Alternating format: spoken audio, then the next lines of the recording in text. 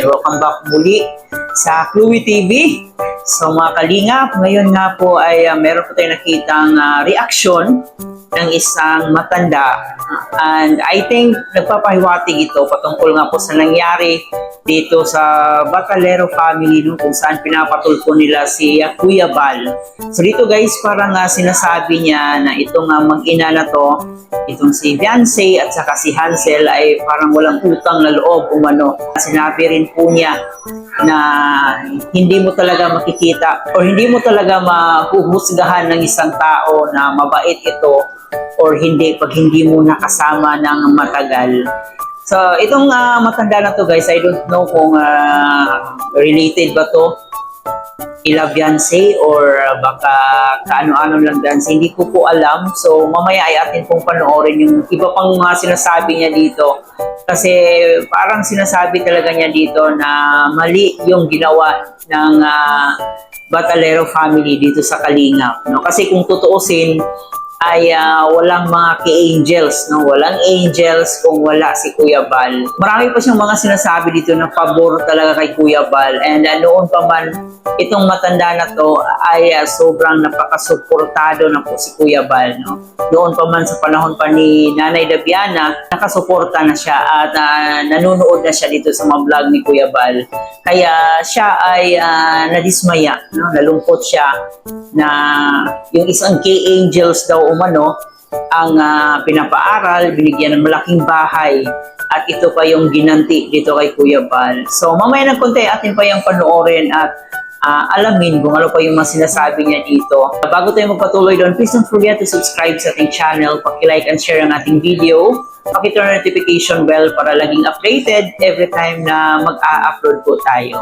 Ating suportahan ng ating ama ng Kalingap na si Kuya Bal Santos Matubang, Ate Edna Vlog in Kalingap Proud. Nandiyan din po ang mga key boys natin, Kalingap partners na mga na tumutulong sa ating mga kababayang mahirap, huwag nating kalimutan, at yung mga kasama nating Kalingap reactor, especially ang Karepa, mga nagdidepensa dito sa Kalingap, guys, suportahan natin. So ngayon guys, para mas maliwanagan pa tayo, and ano pa nga ba yung mga sinasabi dito ni Nanay patungkol nga po dito sa pagpapatulpo ng Batalero family dito kay Kuya Bal. So ito guys, panoorin na muna natin to. Pati sa Beyonce. Kay Beyonce, case na yan. Ako ang tinatanong. Aywan ko na, ang paniniwala ko niyan ay, hindi ko rin naman natin Si kilala. Beyonce po, mabait po si Beyonce. Hindi ko masabing mabait. Kasi ang tao di mo masasabing mabait sa isang bisis mo lang or mapapanood mo. Pwedeng ang tao magbalag kayo. Kahit ang isang tao talagang may mabuting puso, kahit magkaano-ano, andun ang kabutihan makikita mo. Gawa ng, kung marunong kang lumingon at tumanang na utang na loob, kahit na mahal mo ang isang tao, kahit anong malaking pagkukulang, natatakpan niya ng ginawang kabutihan sa iyo. Kung ang naano ko dyan, sadya na talagang nawalan sila ng pagkakakilala at pagtanaw ng utang na loob. Sa totoo lang. Animayin na natin. Merong mga pagkukulang si Kuya. Pero lingunin mo sana yung mga nagawa. Bakit? Kung hindi sa Kalingap, subaybay ko noong pang ikaw pa'y kasama-sama ni Kuya Bal Matubang na si Kuya Bal ay tayo ang Kalingap. Ikaw ang kasama-sama. Kay Lola Damiana. Ala, mula noon, wala kang makikitang nagbas mo ng ganyan. Nagpo po na kay Kuya Bal. Wala. Puro pasasalamat. At nakikita mo naman kung alin pa yung pinakamalaking pinabahayan, pinapag-aral. O di ba, nandun na ako. Kung hindi sa Kalingap, matatagpuan ka baga ng mga sponsor. Kahit pa siyang pinakamalaking sponsor na yan, ay ang founder niyan ay ang Kalingap. Hindi ka matatagpuan kung hindi dyan. Kaya kung para sa akin, ako ang nangyari sa amin, sa pamilya namin, maging sa nanay ni Beyonce, ang gagawin ko, mismo ako'y kakausapin ko si Kuya Bal. Personal po. Personal kong kakausapin. Hindi ka sa social media. Hindi ako magsusocial media at hindi ko maaaring ipatulak ko. Sapagkat kung ikaw'y talagang taong marunong tumanaw ng utang na loob, makikita mo yung katutayuan mo, nakakahiya. Pagkalaki-laki ng pabor na, o di ba ikaw, kahit ka nasasaktan na, di ba? Lagi kang, ikaw ba, sumagot? Hindi. Ikaw, marami na, subaybay ko rin, nababas ka ng dahil sa amin. Pero kailanman, nakilala kita kahit hindi, wala kang paglaban. Lagi kang sa Kalingap. Ganon din kami. Itong si Nanay pala, nanay ni Casey, na isa sa tinutulungan ni Benty Boy.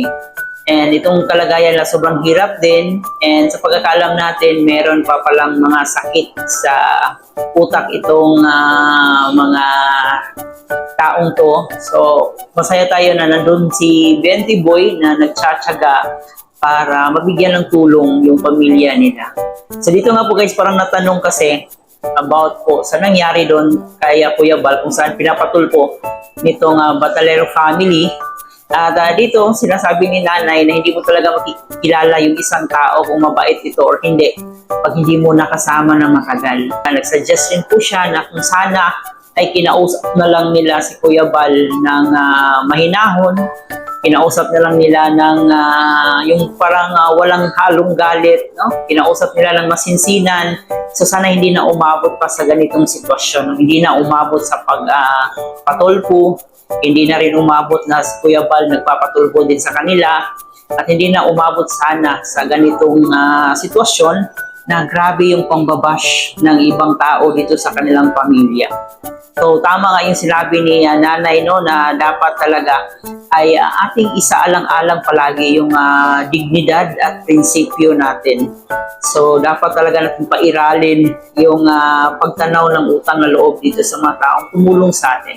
Kasi kung tutuusin ay itong si Kuya Bal, kung hindi dahil kay Kuya Bal, wala yung mga sponsors di ba? Walang kalingap, wala si Kuya Bal, so walang sponsors. Talagang napaka-imposible na merong makahanap sa kanila, makakita sa kanilang pamilya na makatulong dito sa kanila, di ba? Kung walang kalingap. Kung kayo rin naman guys, talagang masasabi nyo rin yung mga sinasabi ni nanay dito. Kasi talagang namang walang utang na loob yung ginawa nitong ni Nanay Hansel at saka dito ni Beyonce dito kay Kuya Bal na pinapatulpo pa nila. Tutusin guys ay si Kuya Bal talaga ang dahilan kung bakit sila na nagkaroon ng ganitong klaseng buhay, di ba? So, tulad ng sinabi natin kanina, walang sponsors, no? Yung mga sponsors na meron sila ngayon, hindi mangyayari yan kung wala si Kuya Bal. Alam naman natin talaga itong pag-uugali ni Kuya Bal, sobrang napaka-joker niya. So siguro hindi talaga perfecto din si Kuya Bal kasi minsan ay meron din, nabubutasan din yung mga pinagsasabi niya kasi yung iba parang hindi makakasakay sa kanyang mga joke. Pero kahit ganun pa man, ay yung si Kuya Bal talaga, sobrang napakabait pong tao niyan. And nakita ko na rin po siya personal. May mga time lang talaga na madadala ka sa mga sinasabi niya. Pero sa likod ng kamera, pag nilapitan mo yan at meron kang gustong sabihin, so handa yang makinig. Yan po yung totoong ugali talaga ni Kuya Bal. Mabunganga lang po yan sa harap ng kamera. So yun, nakakalungkot kasi umabot pa talaga sa tulpuhan, no? So marami talaga ang magkukomento dito kasi hindi tayo nagkakamali for the first time na nangyari ito sa history ng Kalingap na pinatulpo si Kuya Bal ng isang beneficiary dahil lang po sa mga ganitong klaseng tao na walang utang na loob. Kahit sabihin na natin na yung mga pera, yung tulong is galing sa sponsors, pero hindi talaga mangyayari yan, no? Hindi mangyayari yan kung walang Kuya Bal. So doon pa lang ay dapat ipagpasalamat natin na may Kalingap. Pero parang nawala sa isipan nila yung pagpapasalamat, no? Nawala sa isipan nila yung tulong na naibigay ng Kalingap.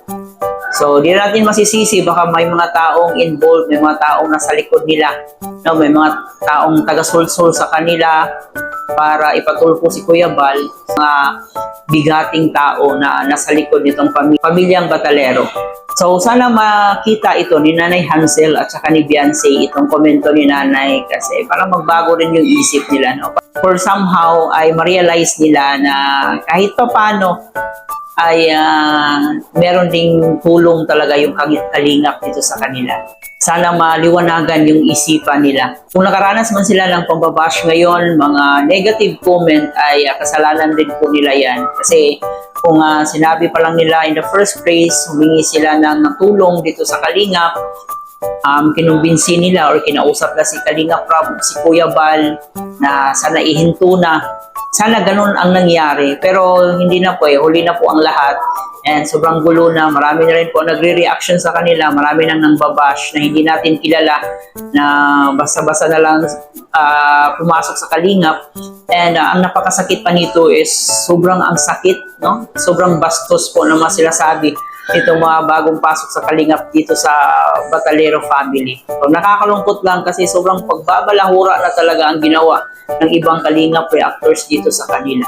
So yan guys, kayo, kung kayong tatanungin ano yung mga masasabi nyo dito sa ating topic ngayon, ano ba yung masasabi nyo, additional nyong komento patungkol nga po sa ginawang pagpapatulpo ng Batalero family dito kay Kuya Val. So free to comment down below, mapa-antay Kalingap man kayo or mapa-pro Kalingap. So gusto ko rin marinig, mabasa yung mga komento nyo.